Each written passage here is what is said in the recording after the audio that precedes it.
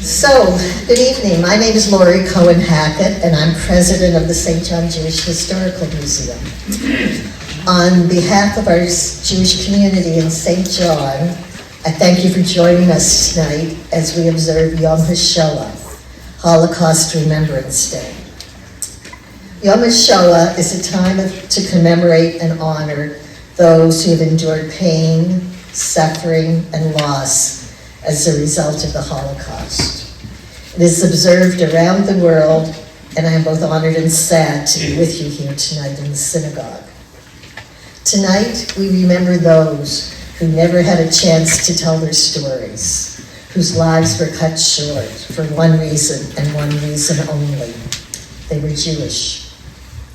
Tonight, we remember 6 million Jews who were methodically murdered by the Nazis. They were tortured, humiliated, shot, starved, gassed, burned. They were killed. The overwhelming theme that runs through all observances throughout the world on this day and this night is the importance of remembering the victims of the tragedy and ensuring that it never happens again. We remember the past, we live in the present, and we hope for the future. Unfortunately, anti-Semitism has raised its head again. Israelis are still being held hostage.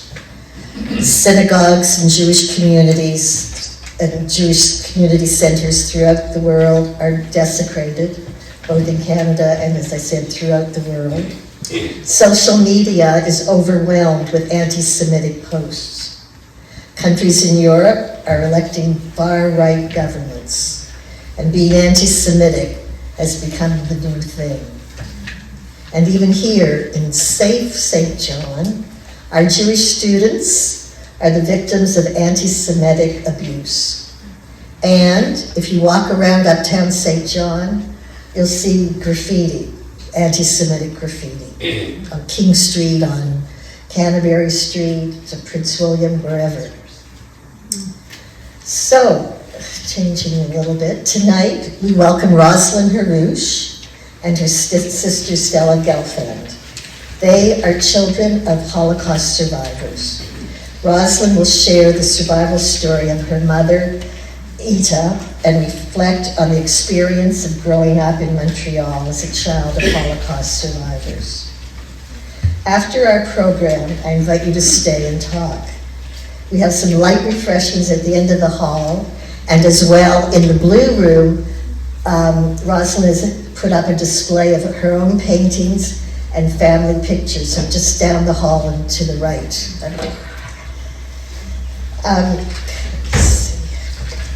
And before, I'd like to give you one more little thing to think about. There's a popular quote that is often attributed to U.S. General Dwight D. Eisenhower. And while it also speaks to his desire to prevent people from denying the events of the Holocaust, it is unclear whether he ever actually expressed it in this manner. This quote is, "Get it all on record now.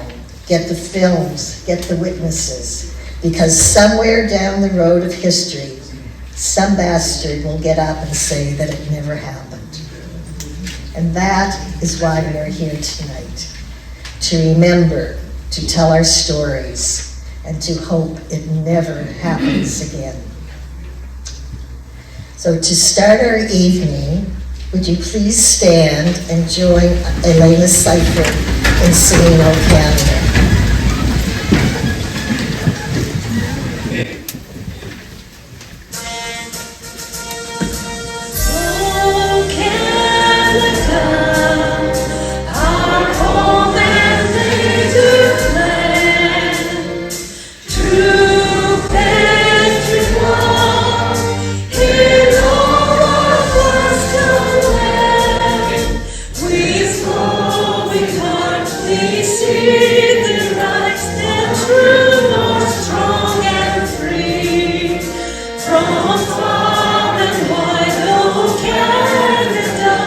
Stand on God for free.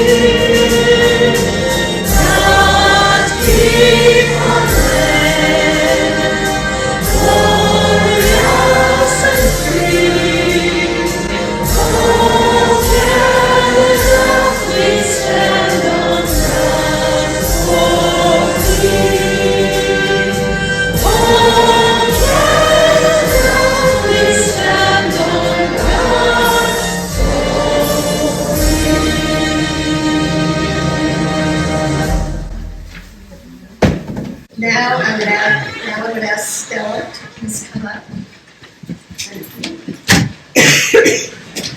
Please be seated.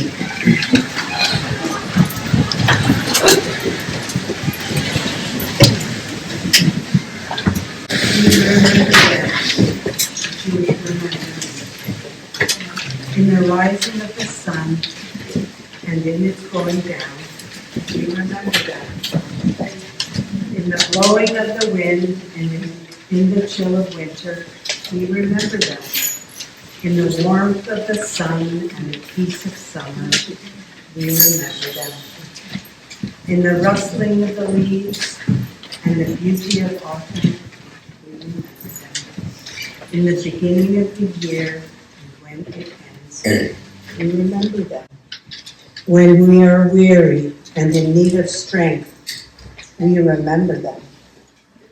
When we are lost and sick at heart, we remember them.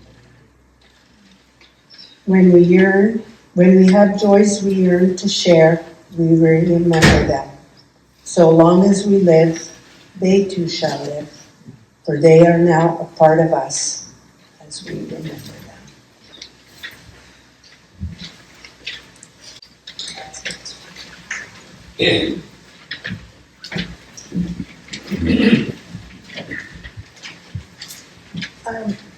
I would like to ask Jeffrey Overman to come up, please.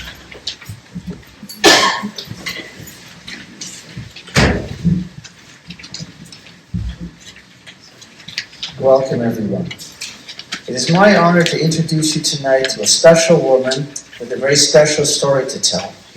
Roslyn Harrush is here to share the remarkable history of her mother, Eta Langsam, a woman who managed to live through the Holocaust and to reflect on her experience of growing up in Montreal as a child of Holocaust survivors. Eta Langsam survived the Vilna Ghetto.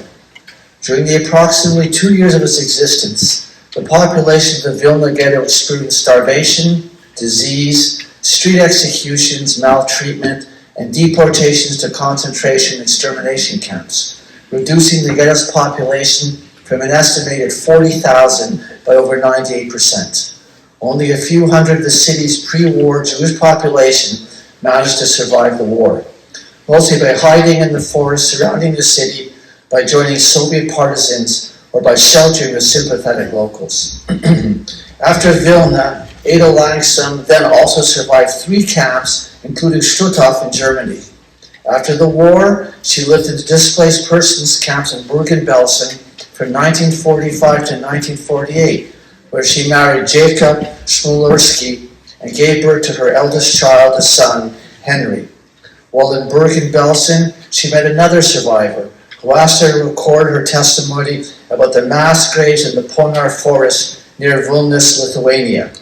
Eta later learned of a cousin who was among those sent by the Nazis to hide the evidence of the graves and who was able to escape through a hidden tunnel with 10 others.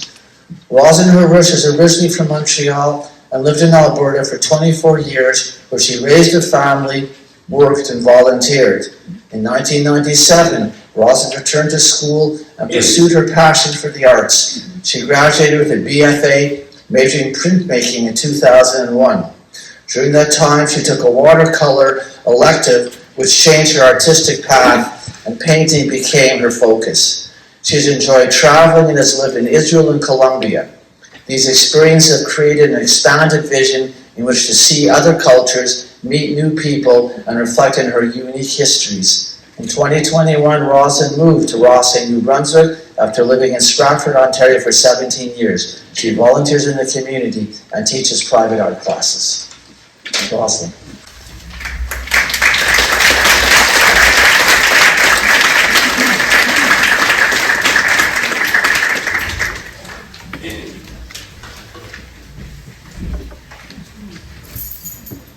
This works, right? We're on? Wonderful. Can you hear me? Yes. And of course, you could see me. So I want to thank everyone for coming on this special occasion, as Lori had said, Yom Hashoah, Holocaust Memorial Day, to observe. The music that you heard walking in was a music that I came across on Facebook, and it really called to me. And it was a lullaby. It's called Vigele. In Yiddish, Vigele really means cradle, but it's translated to lullaby. And it was written by Ilse Weber. She was a nurse and a caregiver in Theresienstadt. That was mostly a camp for children. And Ilse wrote many songs, and this was one of the songs that we heard coming in. Ilse decided that she would join the children when they were going to the gas chambers. I want to thank the St. John Jewish Historical Museum and the Atlantic Jewish Council for giving me the honor to be your guest speaker. A special thanks goes to our museum's director, Catherine Biggscraft. Catherine has been instrumental, it's a little dark here, assisting me with this project. That's good. Is it okay? A little bit? Yes, is it okay? Yes. Thank you. Yom Hashoah is the day when we come together and remember the 6 million Jews who have been murdered. Many of us lost loved ones, grandparents, and other close family members. We promise to never forget, and we say never again. I grew up every year saying never again. I'm here to tell the survival story of my mother, Eta Langsam, later became Szmuklerski, and to highlight an extraordinary document that was in her possession for many years.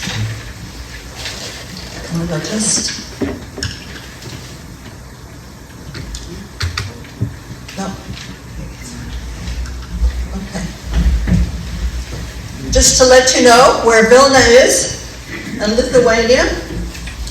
This sort of.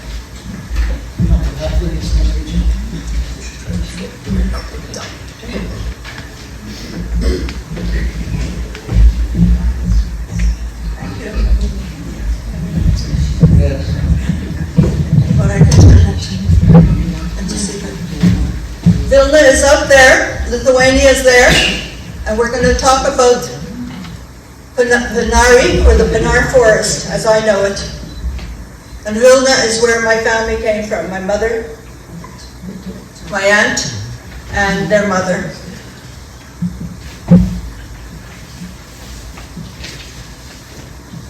Okay. Sorry. It was found, this extraordinary document that I'll be highlighting and talking about, which you'll see in the other room, and that's a copy. I have the original at home. Was in my mother's possession for many years. We found it after she died in 1977. She was 50 years old. She wrote it on grid paper in Yiddish. My mother had an elementary education. The war started in 1939 and she was 12, and never continued the education after the war. Yet she meticulously hand-printed each letter with a mature intent to be read in the future. And I'd like you to notice that as well. She traveled with it from Europe to Canada to wherever we lived. She never alluded to its contents, and I guess we were too young to ask, and maybe we weren't mature, really. I tried to have it translated from Yiddish to English several times over the years, without luck. Many of us grew up speaking Yiddish as our first language, but never learned to read or write. And we grew up in Montreal, and I'll tell you about that story shortly after. I spoke to my sister-in-law, Chaya, my late brother's wife, about the document about 2 years ago. She surprised me when she said her son, my eldest nephew Joshua, could probably do it. I was excited and got in touch with him. He was thrilled and jumped at the opportunity. I made photocopies and mailed them to him in Australia.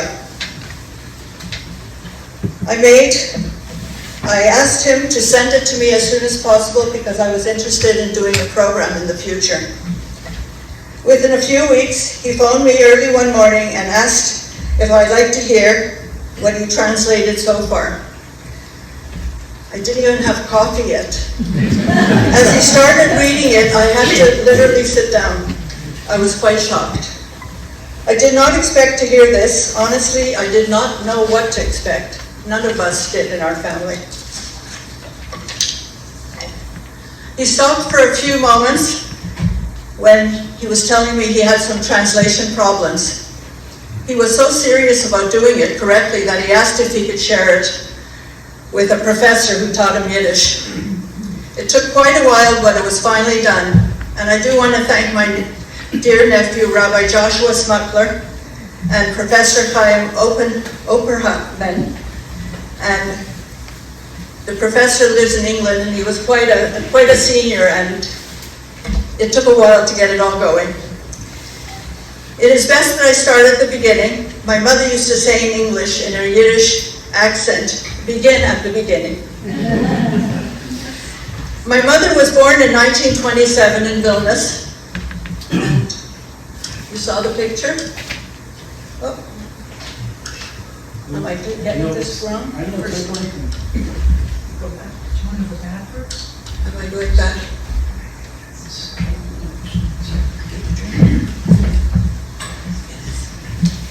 oh, it's on. It's on.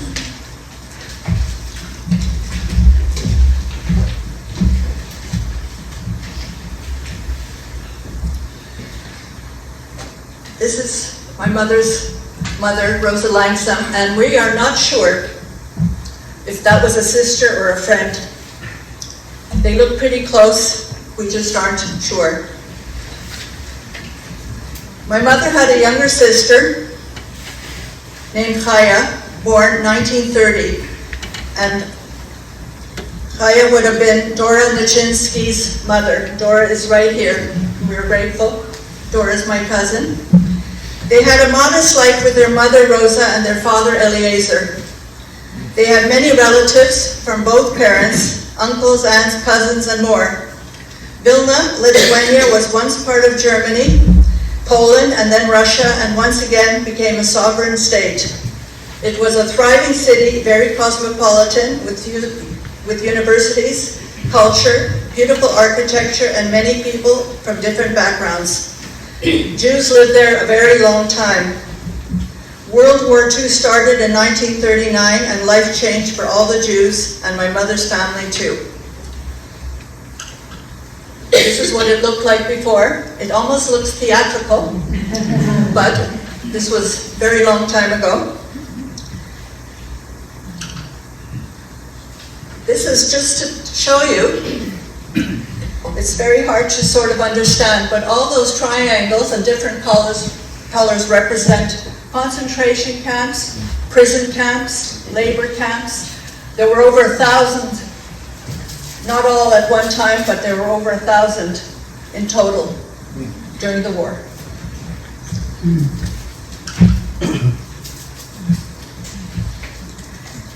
At the start of the war, the children's father, Rosa's husband, was taken along with other relatives to the Ponar Forest, where they were murdered and buried. A few who were allowed to survive became prisoners doing horrific jobs, organizing and burying the dead. The family mother and 2 daughters never saw their father and husband again. We were told that our family lost 400 members. It's hard to even understand. My mother's sister Chaya and their mother Rosa were in the Vilna Ghetto, 1940 to 1942, and then were later taken as prisoners. Their mother Rosa and the girls were gratefully together. They experienced constant displacement, horrible conditions, working in ammunition factories, working from place to place from 1942 to 1945, where they ended up in Bergen-Belsen. They came to Bergen-Belsen, as I said, in March, and it was liberated in in April.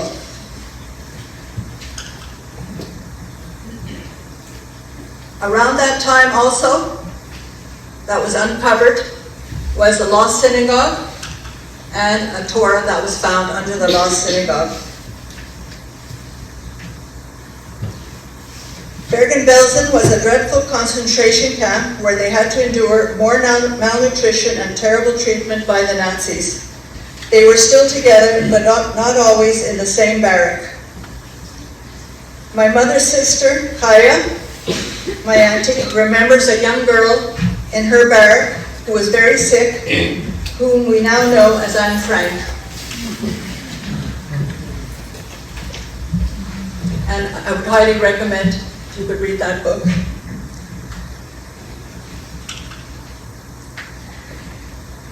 There were only a short while they were liberated, 1945, the British came in and managed to capture any Nazis that were still there. The last orders that the Nazis received from the higher up were to murder as many Jews as possible and bury the evidence. What the British found was such a horrendous scene, it was difficult, very difficult to make any sense of what they saw, that many British soldiers were at a loss with what to do with the living. They were all horribly malnutritioned to the point of looking like skeletons. Some were incoherent and many were afraid of seeing men in uniforms. They did not understand that they were actually free.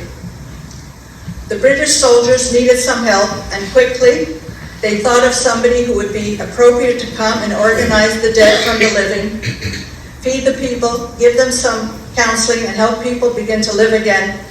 His name was Leslie Henry Hardman.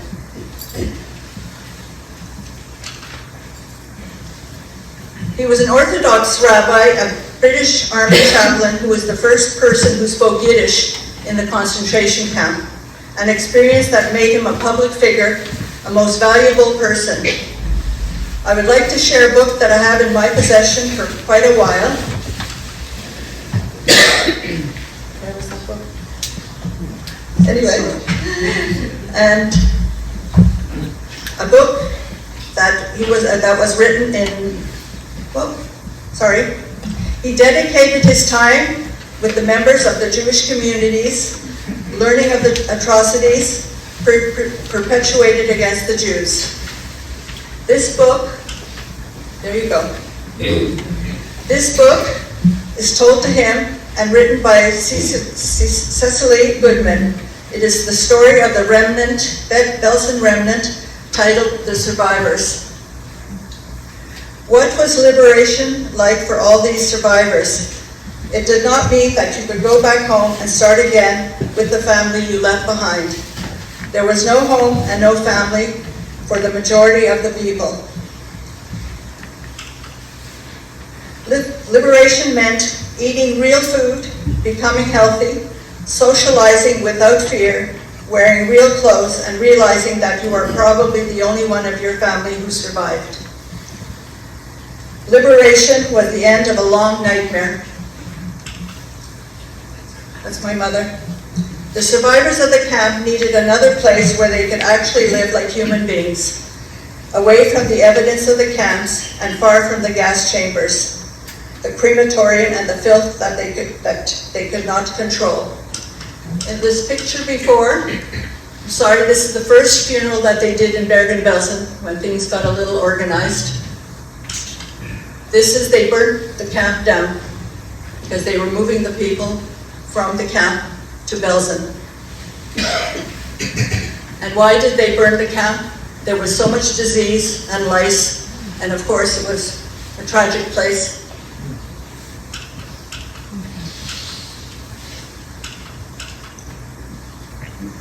The camp had to be burned down, as I said, due to all of this. I understood from reading other things that the British wanted to move the prisoners, and they couldn't move them all at once. There were 60,000 prisoners originally. 28,000 died within a few weeks due to the horrible situation that they were in. So the British thought they'll move them to another place, but it was too far, and the people weren't aware, the people that started to make decisions for their own people, they weren't aware of the conditions, and they realized later that they weren't very good. So they moved them to a place called Belsen. And Belsen was a place where the Nazi soldiers actually lived with proper housing and better conditions, very close to the concentration camps. And so here they lived.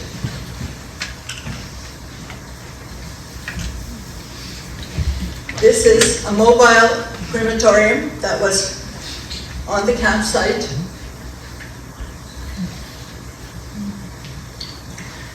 The people were moved to Belsen, and most of them didn't have anywhere to go, as I said in the beginning, and some of them had to wait years. And my family, my father, mother, we'll talk about them together, waited 3 years before they actually found a way to get to Canada. Some people I know wanted to go to other places. Some had families that actually they discovered in other countries and were able to be taken by them. In Belsen, they started their own community and became, excuse me, you'll see that is a drawing I did. You can see that in the other room.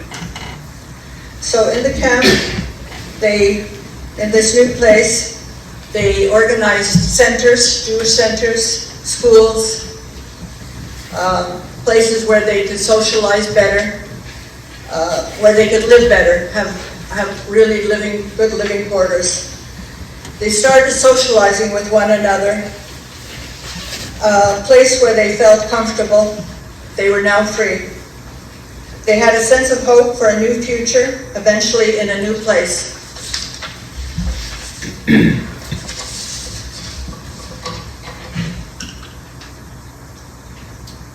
Leon Nishinsky is Dora's father. Her mother is the young lady in the center, and that's my father, Jacob Szmuklerski. And this gentleman, blonde hair, tall, he appears in a lot of the photos my family had, and with no name. And unfortunately, I don't know if any of you had photos that you inherited. They didn't really have much information.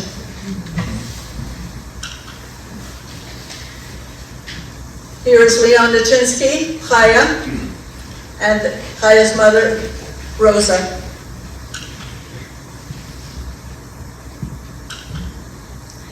Here's my mother's wedding day, 1946.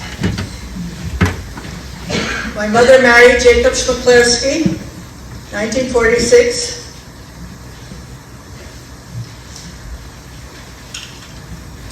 My dad looks pretty young there.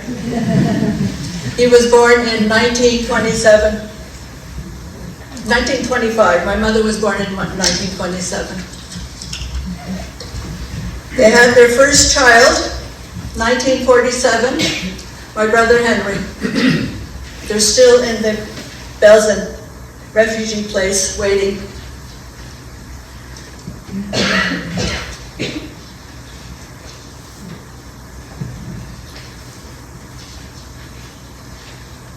The testimony of the story that I will be reading is by a gentleman. It could have been that unknown name person, the blonde. He was a prisoner in the Ponar Forest, where the Nazis established, as I said earlier, many mass graves with the intention to rid the world of the Jews and other people deemed unworthy to live who are not considered human beings, but had a plight that they were a plight that had to be rid of. His job was to organize the bodies.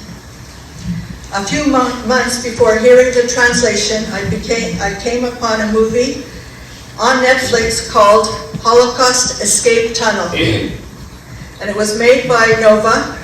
Archaeologists unearthed a lost route to freedom.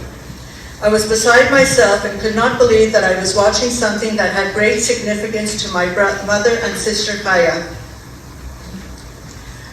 They grew up with not knowing about their families, as I said, but they learned later on that they had a first cousin that survived.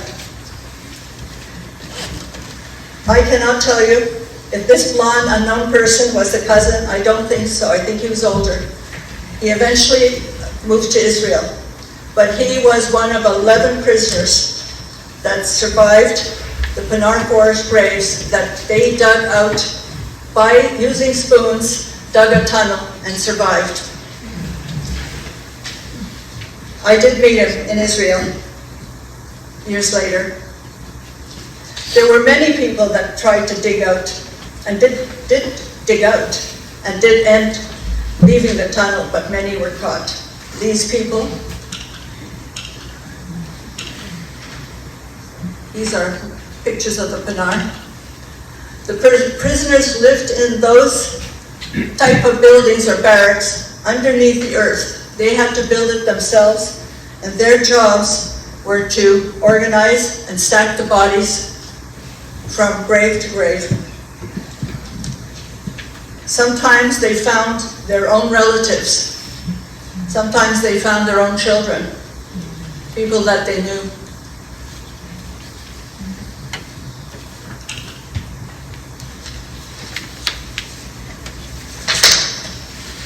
This is part of the Nova movie. They used geothermal imaging showing the mass graves.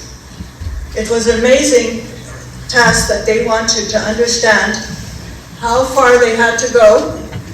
All those colors are not the earth anymore, it's the bodies.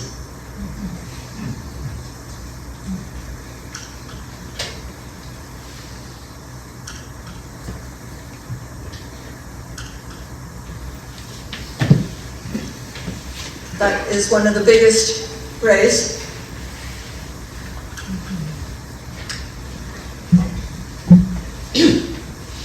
That is my cousin's name, Yitzhak, circled in yellow. That is the film if you're ever interested. Excuse me.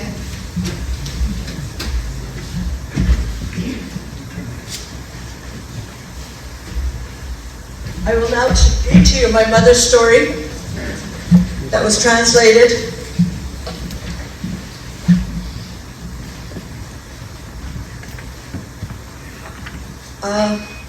Page 1. She meticulously wrote on grid paper, as you could see in the other room. She marked the page number. She actually marked page 1, 1A, 2, 2A, in Yiddish.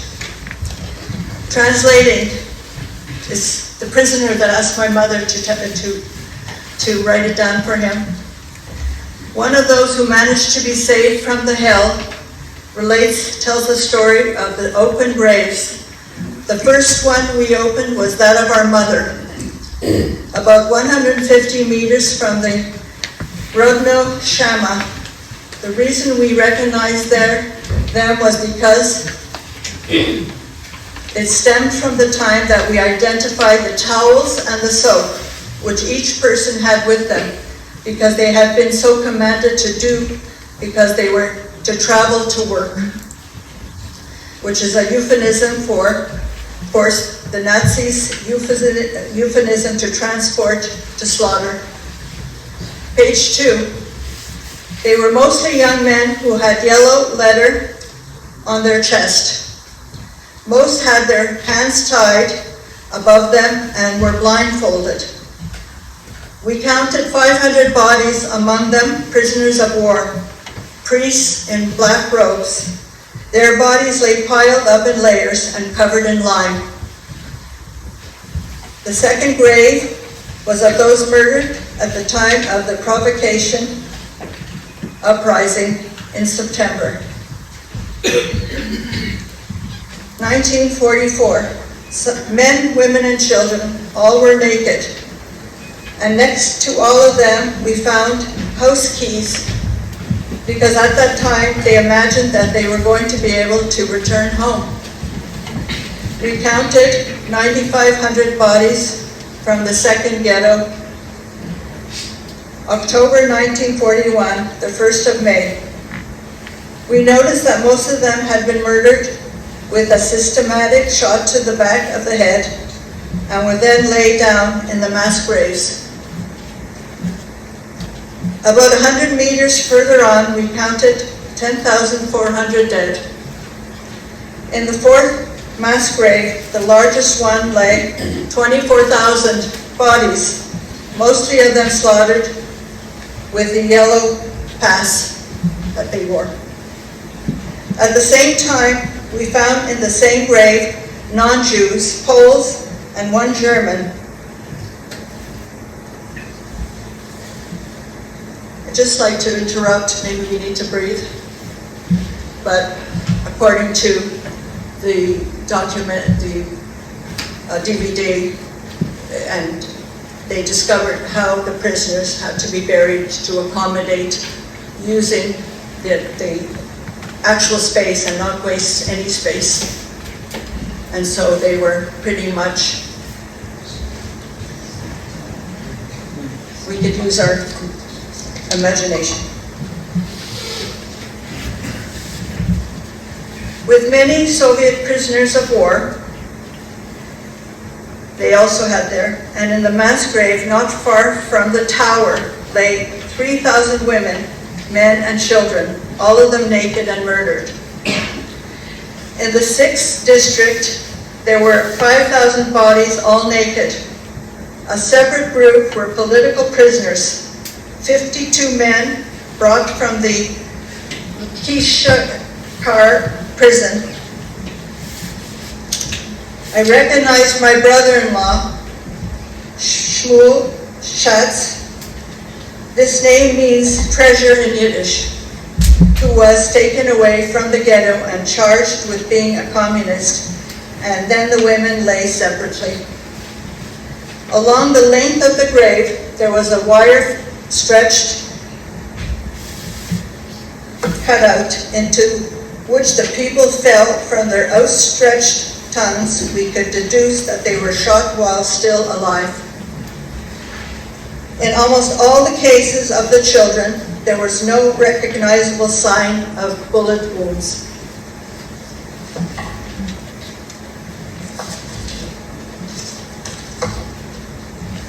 The second Kovno Action, Nazi roundup for extermination, April 5th, 1943, all of them totally naked, men, women, and children. All of them lay in the fresh grave after the liquidation of the ghetto. This was before the time we brought the bodies there. Amongst the 400, there were 30 or 40 Poles and 50 Gypsies.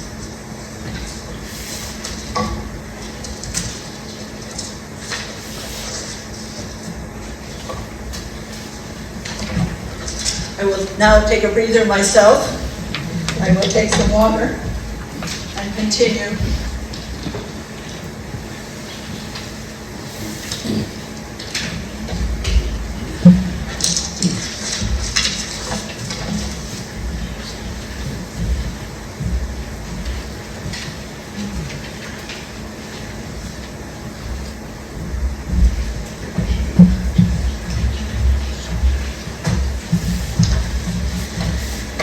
Well, now we're in Canada, our home and native land.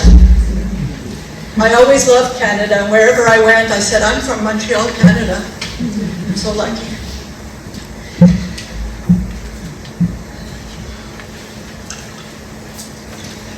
Here we have my Aunt Chaya arriving at Pier 51, Halifax, 1950. Her daughter, my cousin, has the paper. We all have different papers. And we sort of like, I don't have the same, but you have this.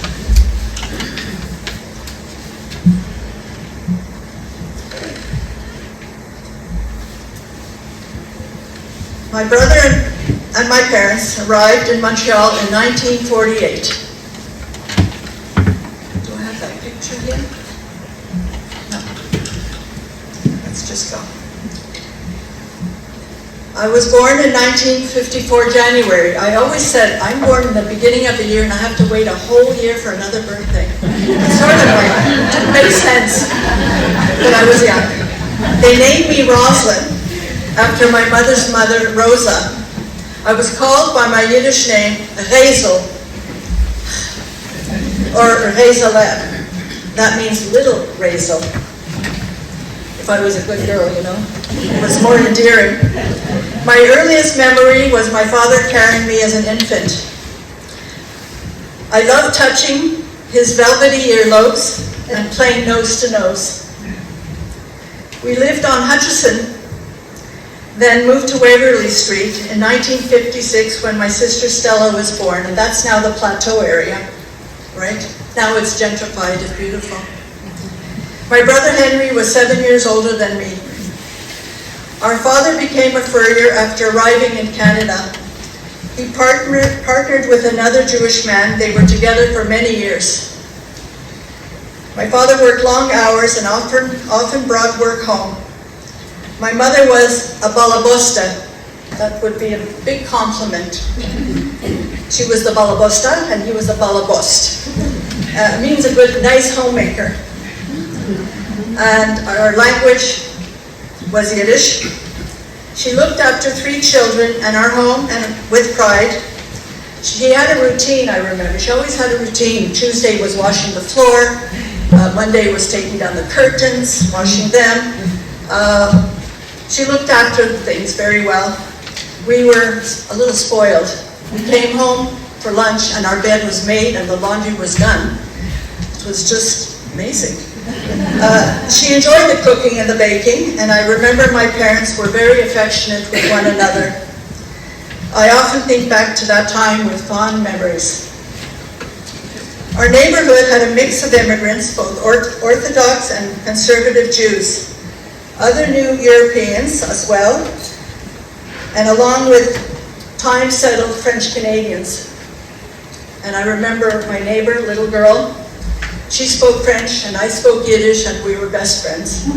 I don't know how children do it, but maybe we should all try to be children. The famous bagel factory was a few streets away. Everybody, some people, we know the bagel factory, where they baked in ovens. We lived on the 2nd floor apartment with outdoor stairwells. It's almost like a Mordecai Riffler story. I would like to say, if you've ever seen or never seen Lies My Father Told Me, anybody saw that? Look it up. It is Montreal in the olden days. I had my own room that I vividly remember. There was a dormer ceiling at the foot of my bed next to a closet. It was very dark and scary to me. I often had nightmares and would leave my room and crawl into my parents' bed and sleep between them. I felt safe. My brother Henry had his own room. I was told not to go in there, but of course I did not always listen for many years. We had our first TV in this house. It was the huge Zenith TV, Zenith, with a large speaker. When my father worked late, Stella and I would eat our dinner watching Mighty Mouse.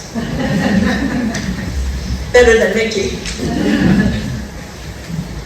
My favorite food my mother cooked at the time was chicken, which I loved dipping in applesauce. Anybody ever tried that? Anyways, it's good. We often heard our mother say, "Eat your food, children are starving in Europe." The concept was very strange to me. Why were they starving?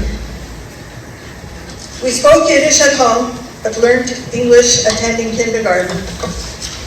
My parents learned other languages during the war, among the other prisoners that they met. They would speak these when they did not want us to understand their conversations, and I'm sure they spoke about us. Not always endearing. My father learned English quickly using the Reader's Digest.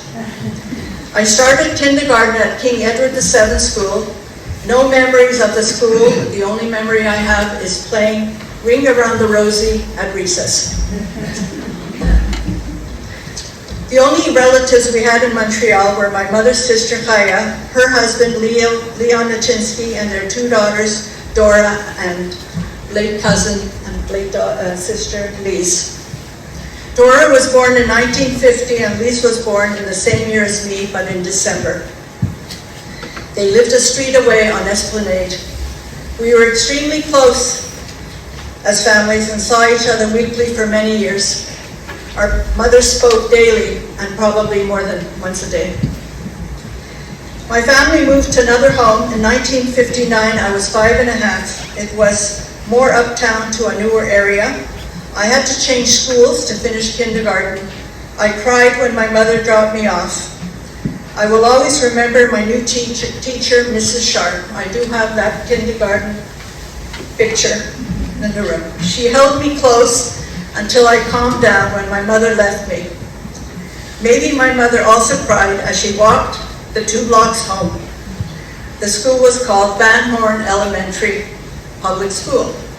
And now I know Van Horn is from St. Andrews. Go figure. We celebrated the Sabbath or Shabbos Friday evening. My mother lit the 3 candles. I volunteer here. We have a candelabra with 5 candles. And we don't really know why there's 3 and 5, and if anybody has an idea, we could talk about that later, but we had 3 candles. My mother covered her eyes and said the prayers. There was always a white tablecloth and a special meal prepared. My father often bought a challah, braided, of course, the braided bread, if my mother did not bake one. It was a memorable occasion. The women and men, my father would attend the synagogue early in my childhood, especially because they were so close to the synagogue. My mother did not go as often, only for bar mitzvahs or weddings and special holidays like Yom Kippur. In the synagogue, the women and men sat separately, but as a little girl, I would go with my dad and I was allowed to sit with him. And I remember seeing the older men with the talit, and something else that they wore, and they had the snuff boxes. And I remember they used the snuff boxes. It's crazy memory, eh? To stay awake? Okay. We never really talked about religion, but I know that being Jewish was at the core of who we were. There were many Jewish children in the school, several on my street. We stayed home on Jewish holidays. I remember other children with foreign names as well, from different countries. Sometimes we played in each other's homes, but often outside until supper time, sometimes summer evenings. The rest of our social circle were other survivors and their families. They came to Canada in the same ship as my parents. I have the original tickets of their ship and the table tickets and their refugee passes that you could see as well. Most were liberated in Bergen-Belsen. They became our closest friends, celebrating special occasions, enjoying weekend outings, beaches, and summer holidays. We went to cottages in the Laurentians. People know the Laurentians outside Montreal? That's when they allowed Jewish people to go. And again, Mordechai Rickler talks about that time. They had many stories and memories to share with one another. Many came from large families, all suffered huge losses.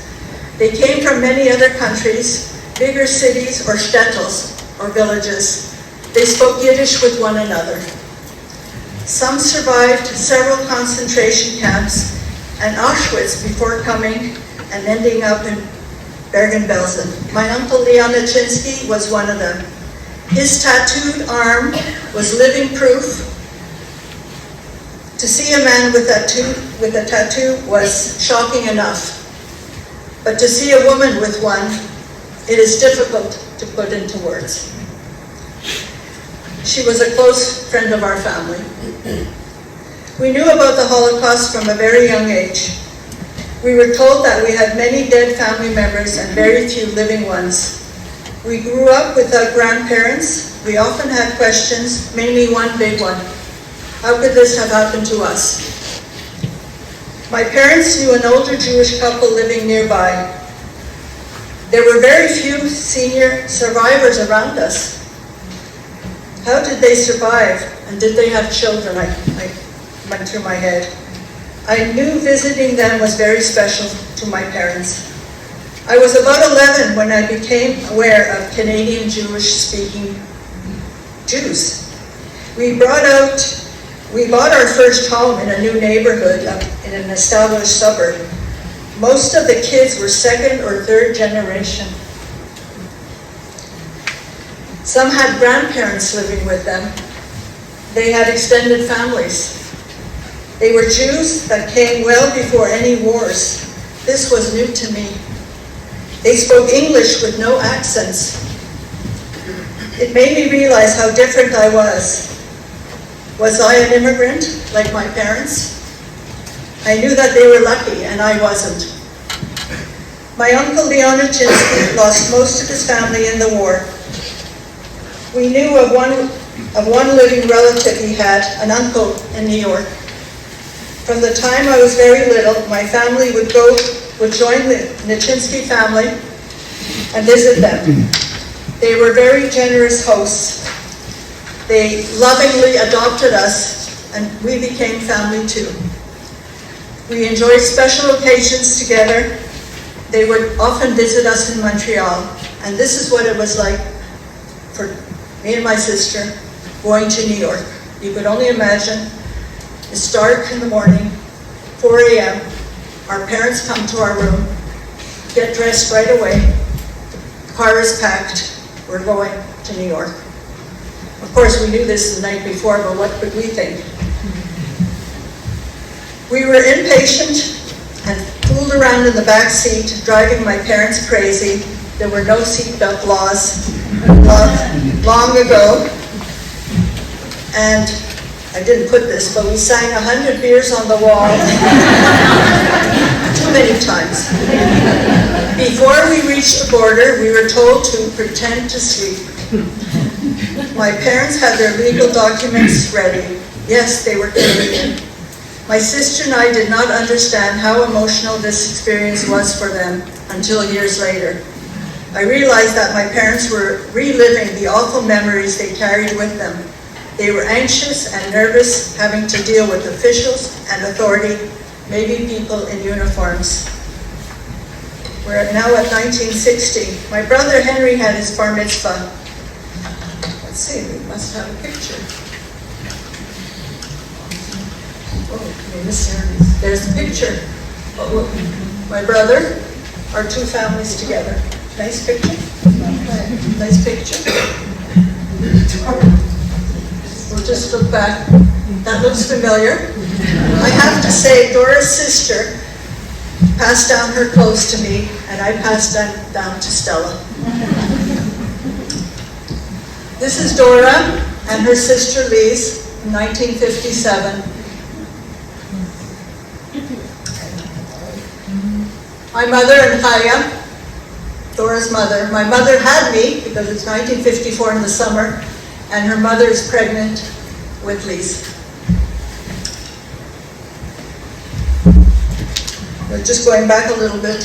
1952, our grandmother Rosa could not come to Canada because she had cancer, so the two girls, Chaya and my mother, had to leave their mother behind when they moved to Canada. My mother went there in 1952 to be with her mother, not really knowing, but because she was sick. These were her mother's last days.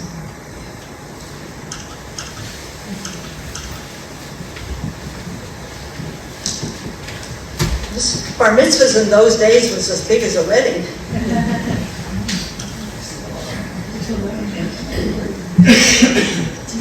In 1962, the American or New York Bergen-Belsen Association wanted to establish other Bergen-Belsen associations and centers where there were other camp survivors. Montreal was chosen. The Jewish community agreed and established themselves wholeheartedly. Many of our parents' friends were involved along with their children, like my brother, born in the camp after the war. My family and the Nichinskys immersed themselves in this new organization. The first president was Mr. Paul Trepman, and he wrote this book. He was an educated young adult before the war. He graduated from the rabbinical seminary, Kemoni and attended the University of Stefan Batory of Vilna. Years later, in 1978, Mr. Tretman published a book titled Among Men and Beasts. It's a story of his own survival in Eastern Europe. This new association became a huge focal point in our lives. Its mandate, the Holocaust was never to be forgotten. Monthly meetings, annual dinners, and fundraisers with great speakers. I remember having Elie Wiesel come to speak on one of those occasions. One important goal of the organization was to build a memorial to honor loved ones who passed away in Bergen-Belsen and other camps. Survivors had their names etched in stone of their families. It stood tall and prominent in the main Jewish cemetery, and every year, the anniversary day of liberation of Bergen-Belsen, we would all go to the cemetery.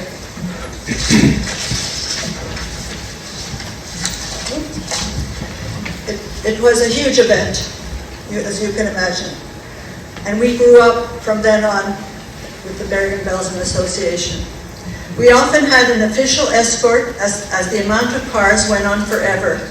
It was a very somber day. As an adult, I would often think back and wonder how these survivors woke up every morning and went about their daily routines. The will to live must be stronger than the sorrow they carry. They needed to learn how to adapt in a new world with a new language, full of strangers and a different culture. They must have had a lot of courage, and I still think that. How did they do it?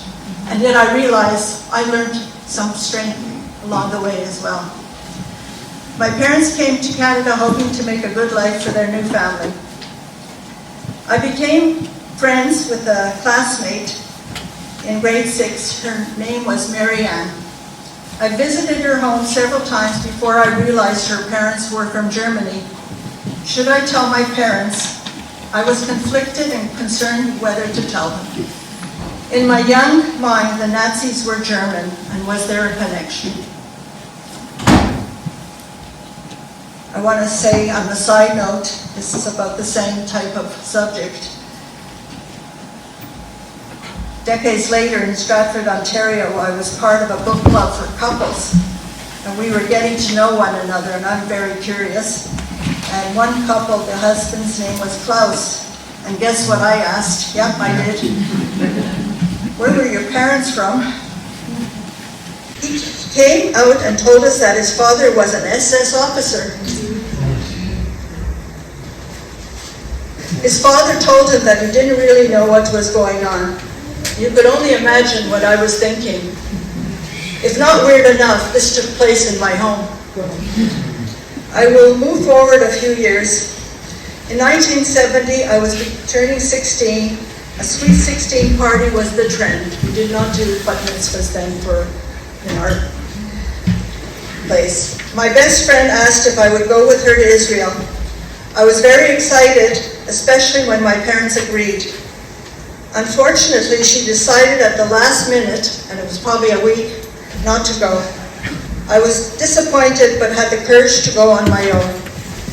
I met up with other teens from all over the US and the organizers in New York, and traveled to Israel from there. And people asked, how did you let your 16-year-old daughter go to Israel? And my mother said she could do the same thing in Montreal that she would do there.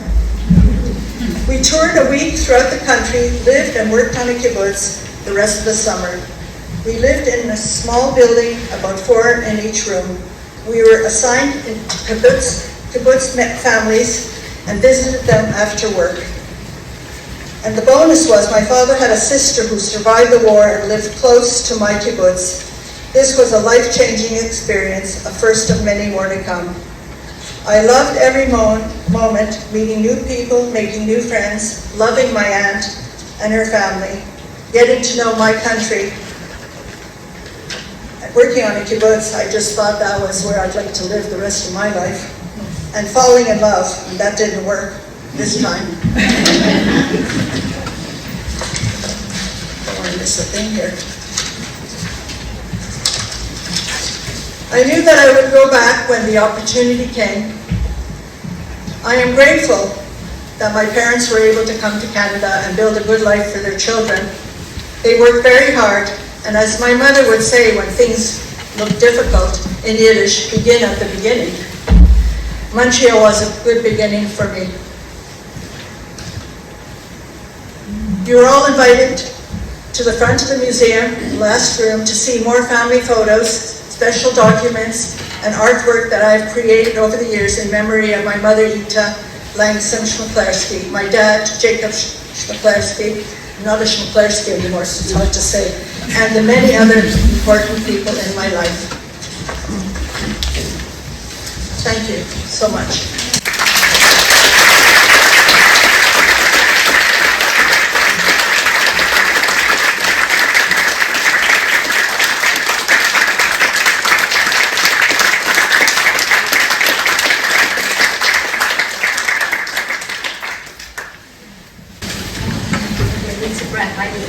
We've just heard a very powerful story of horrific sadness, loss, yet full of resilience and hope.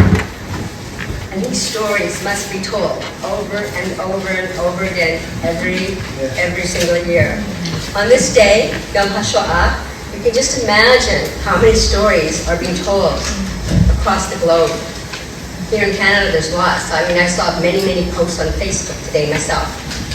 This was one story of Roslyn's family, Roslyn Stell's family. So just multiply that by how many millions of stories are going on around there.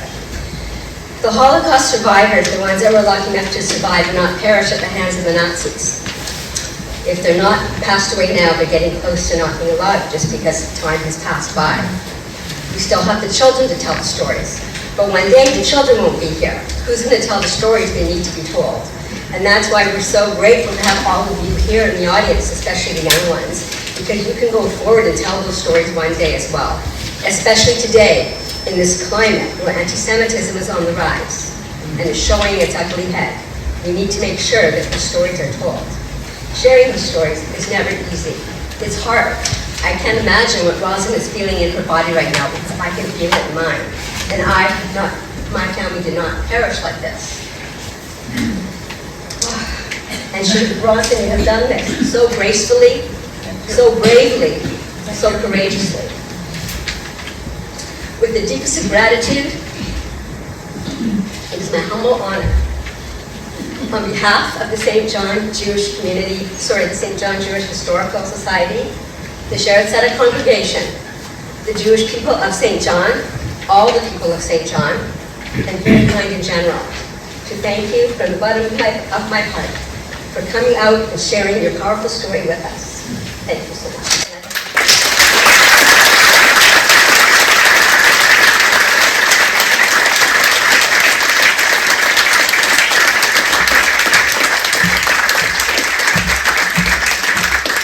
So before I go, after this program, please do come.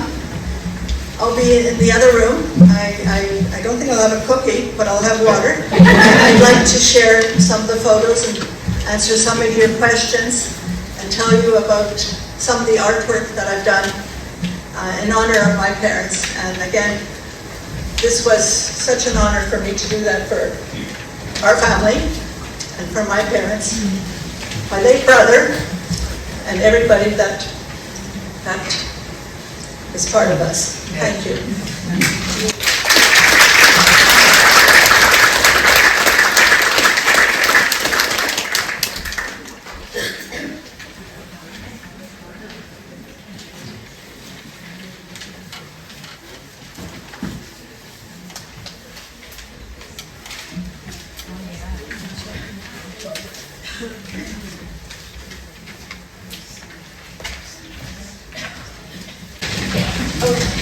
Thank you, Roslyn. That's very moving. So now to continue, Elena Zeifer has prepared a PowerPoint presentation, and she's going to sing a beautiful song while we're watching the presentation. So.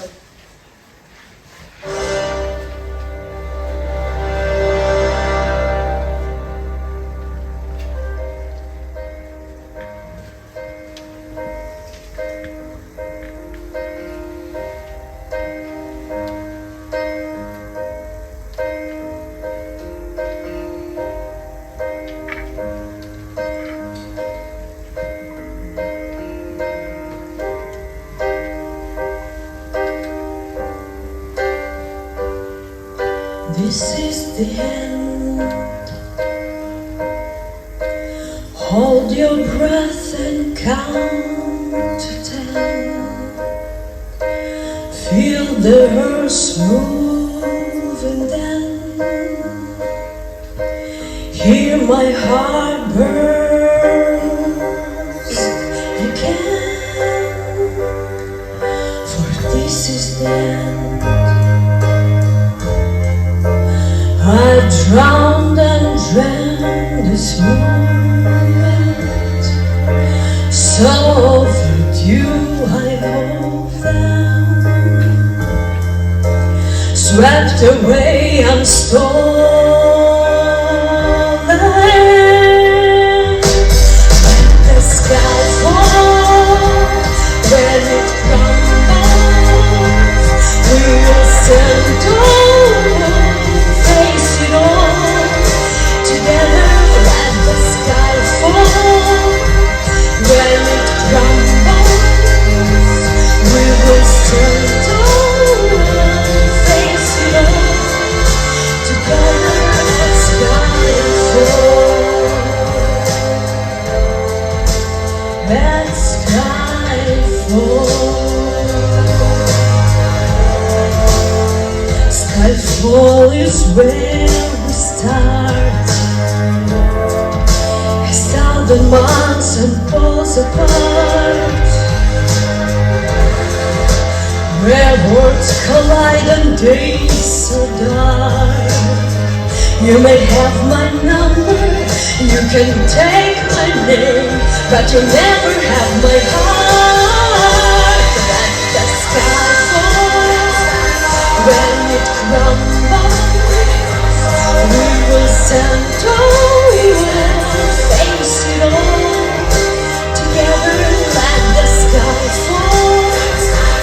When it crumbles, we will stand tall. We will face it all together. Let the sky fall.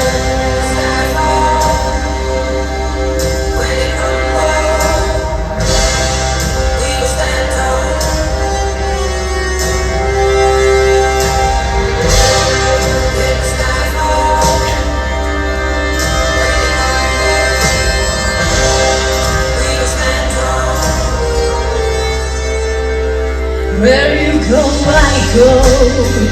What you see, I see. I know I'd never be without the security of your loving arms, holding me so hard.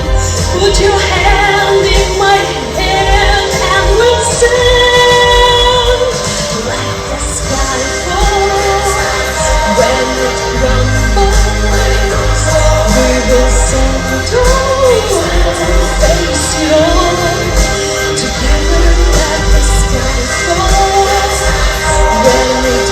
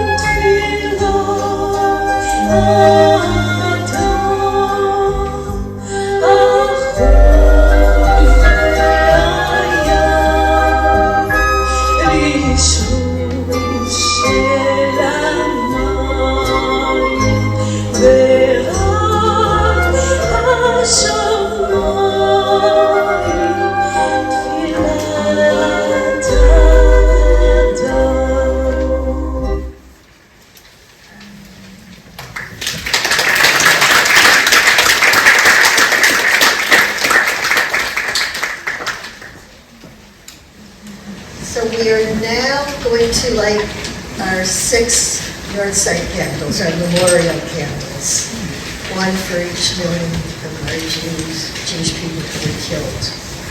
As I call your name, would you please come up? And the first one would be Roslyn. Would you please come and light a candle?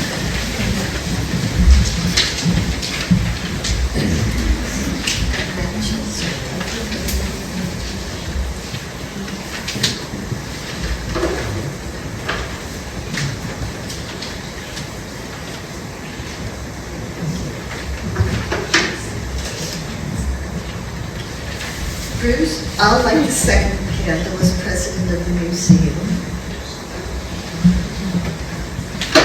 Nash.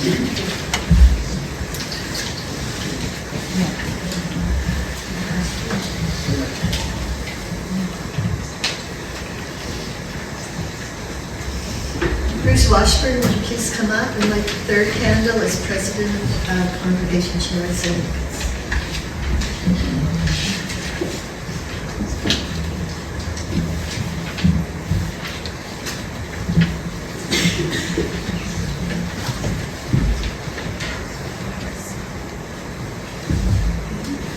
Ask Neve Bar-Levy, are you here? Absent. No? He's not here. Everybody's there? That's a better. Eli, Ellie, would you come up, please?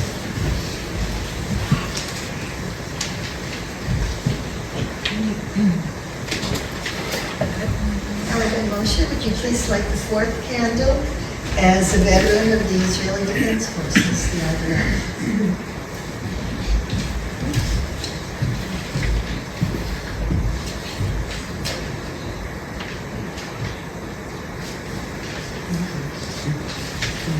Phil Blue. Phil.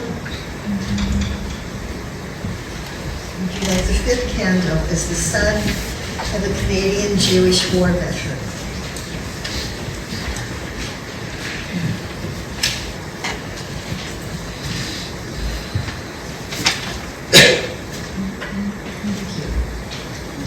And last but certainly not least, Johnny Dubnikov, would you please come up with your father, Dimitri, and light the last candle, the sixth candle, representing our youth and our future.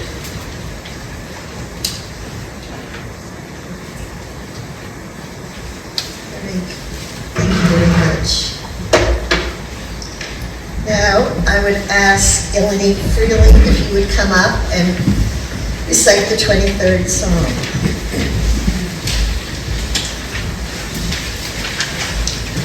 Psalm 23. The Lord is my shepherd, I shall not want. He maketh me to lie down in green pastures. He leadeth me beside the still waters. He restoreth my soul.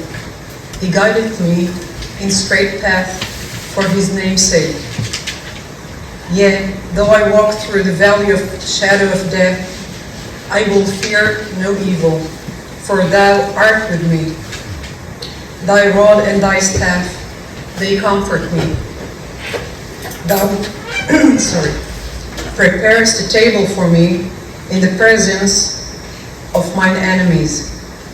Thou hast anointed my head with oil, my cup runneth over. Surely goodness and mercy shall follow me all the days of my life, and I shall dwell in the house of the Lord forever.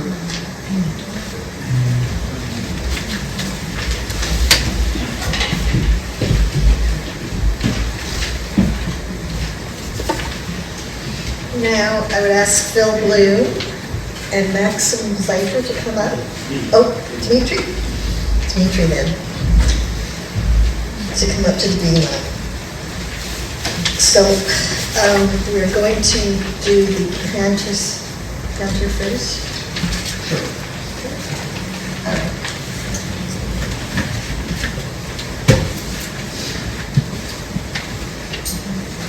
And then after that, we will recite the memorial prayer.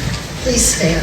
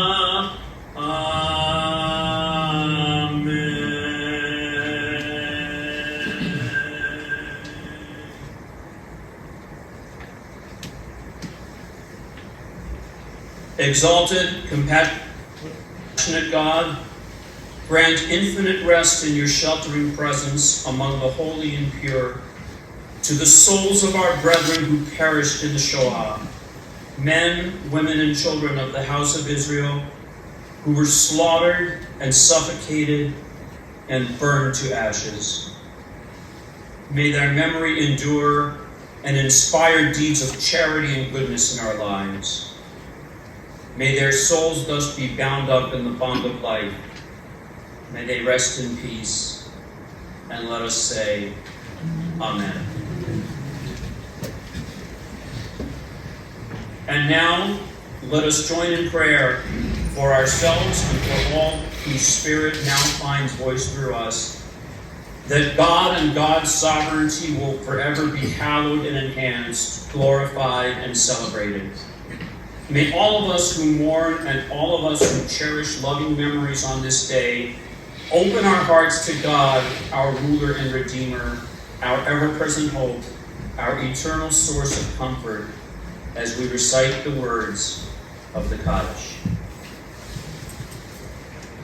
Yitkadal v'yitkadash shemei rabbah ve'alma divra pirutei v'yamlich malchutei v'chayechon u'vyomechon u'v'chayei v'chol beit Yisrael ba'adalah u'bizman kariv v'yivru amen. Yehei shmei rabbah mevarach le'alam u'lalmei almayah Yitbarach v'yishtabach v'yitpa'ar v'yitromam v'yitnaseh v'yithadar v'yit'aleh v'yit'halal shemei l'kudshah b'richu le'ela mikol birchata v'shirata tushbechata v'nechemata da'amiran be'alma v'yimru amen Yehi shlama rabba min shmaya V'chayim aleinu b'yachol Yisrael v'yimru amen. Oseh shalom b'brama, hu ya'aseh shalom aleinu b'yachol Yisrael v'yimru amen.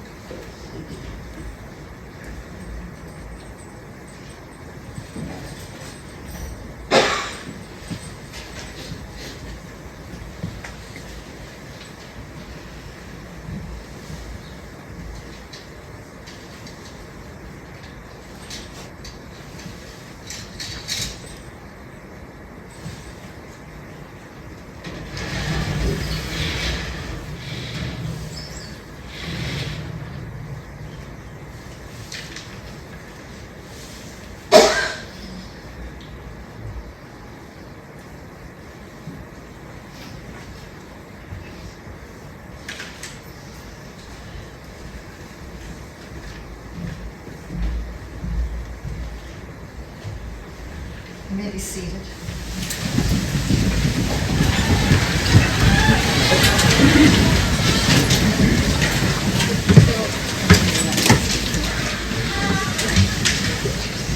I want to thank you all for coming tonight.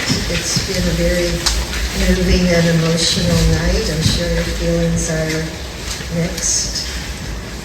We'll end the evening before we end the evening, I just want to remind you that there are cookies and water down at the end of the hall, and also Roslyn's exhibits at the end of the hall on the right. So now I would ask you to stand and join Elena.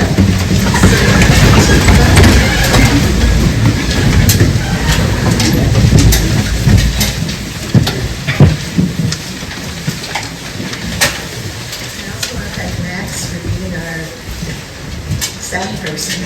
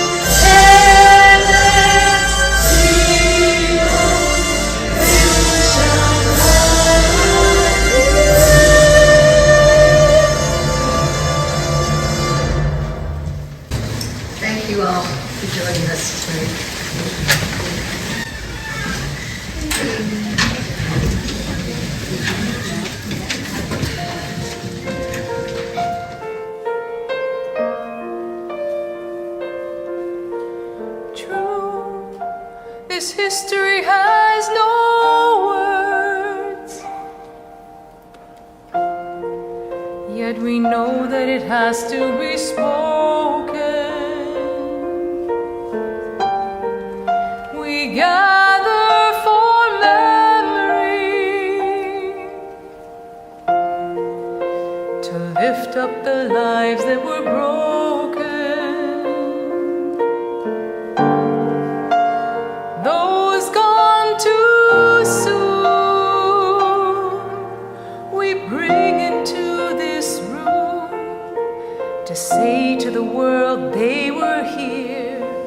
a promise we'll keep every year. Too many names to name, numbers too hard to handle, but we can at least light a yellow candle on Yom Hashoah.